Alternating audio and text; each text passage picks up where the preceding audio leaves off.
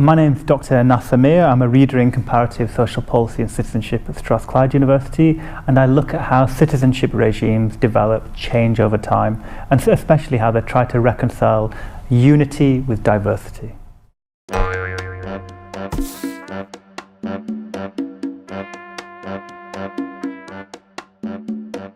I think issues of international terrorism have a profound impact on how people see each other and other people. I think that ethnic minorities are often invisible targets of terrorism. They may not be necessarily always hurt in the attacks, though inevitably they will be, but it's the ripple effect. People who feel that some foreigners have undertaken violence against them then feel a lot more uncomfortable with people they deem to be foreign. And the solution to that is to try to help people to understand that there's a commonality, and that commonality doesn't mean that people who look different are necessarily any less British or European or human than they are.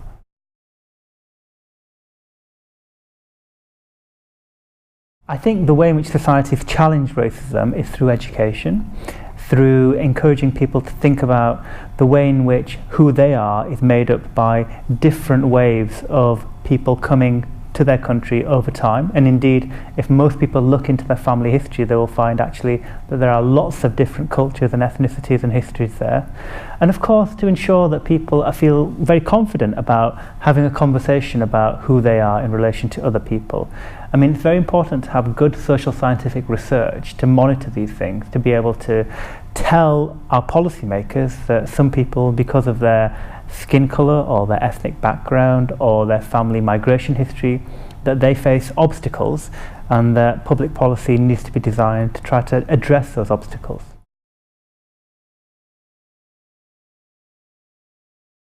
The current refugee crisis is born of a civil war in Syria, where lots of civilians are caught between competing warring factions who don't adhere to international conventions of war, such as the Geneva Convention, which stipulates that civilians aren't targets. So naturally people want to flee the war zone. Now, because they can't fly, they travel over land, and they make their way through land from the Middle and Near East to Europe, and then from parts of Europe to Western Europe through boat. And until there's a political solution in their country of origin, the refugees will continue to come, and they will continue to seek refuge from what is ultimately a war zone.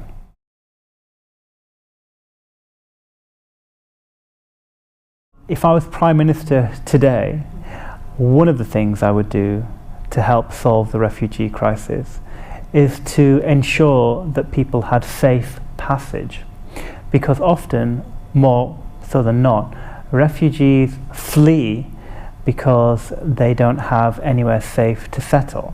So refugees increasingly will try to move between land borders because where they presently are, they can't have access to international human rights protections, they don't have medical care, they don't have any support for their children, and so they'll continue to move to the next place.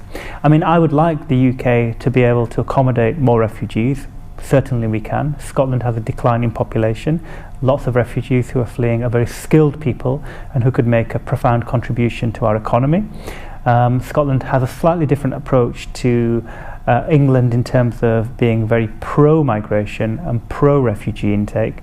So if I was a Prime Minister for one day, perhaps I would let Scotland decide on how it would like to deal with the refugee crisis, and which I hope would be more welcoming.